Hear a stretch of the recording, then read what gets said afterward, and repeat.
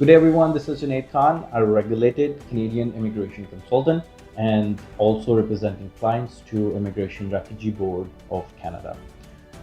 In this video, we're going to be talking about a couple of updates happened in the month of August 2025. There are a few which are very important. Moving forward to next topic, which I feel like it's been in the news and it's been in, for the client for a very long time now, and people are really getting scared about it too, but nothing to scare about.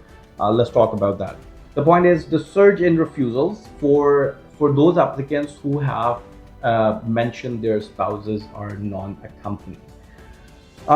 Let's go in a little bit of background of this.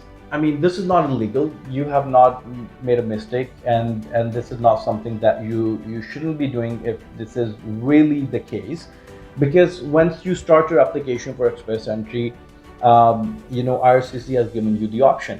When you put yourself married, I mean, this is really the beginning of the application. If you put yourself as a married person, the next question is always going to be that is your spouse accompanying you to Canada? And there are options of yes or no. Even if you put no, you can still proceed with the application and you can still apply for it. So if the option is there, that simply means putting no to that question is not going to be an issue. It doesn't make you ineligible right away. But the problem rises is what IRCC thinks about this is like that some people are taking advantage of this one particular question. Because if you look at the point system, there are many times if you're adding your spouse as accompanying, or if you're adding your spouse into your express entry system, you'll be subject to lose some points, depending on the age, education, work experience, and English proficiency. Sometimes when you add your spouse into the application, your spouse or your partner is bringing the overall profile a little down, which means you have less chances now to basically get an ITA. And honestly, to get an ITA, there's a fight for tiny points, like 1 point or 2 point. I've seen myself, some people are didn't get the ITA just because of like 2 points less than the ITA.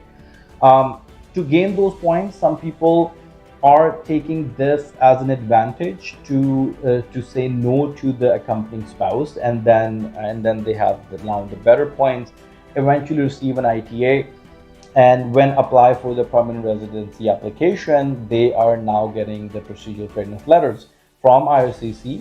And most of the time, when you even respond to that procedural fairness letter with all the information and documentation, you still didn't get the positive response from the RCC, and RCC is refusing a lot of application and a lot of procedural fairness letter. So you have to be just careful. If you are in the situation where the spouse is non-accompanying, that's okay, but you should be able to make it understandable, make it easy, or make it convincing for the immigration officer that why is that so. When we're talking about the refusals for the non-accompanying spouse, most of the time these are the application where the applicant and the partner and the spouse are already in Canada. Outside, it's a different story. There are many things like, I have seen in the previous application where the spouses are a businessman and cannot really wrap up the business and become a PR and start living in Canada. So they need some time. Fine. But if you're already in Canada and you're not adding your spouse because of the point system, how it works and the calculation, you should be able to make it understandable for IRCC. If you do so, that's good.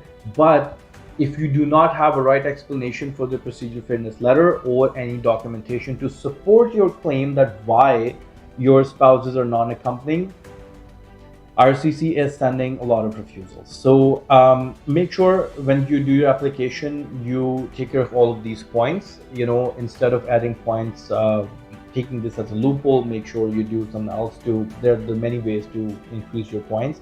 But if there's a genuine reason that your spouse is non-accompanying, you will be able to make it understandable for the immigration officer.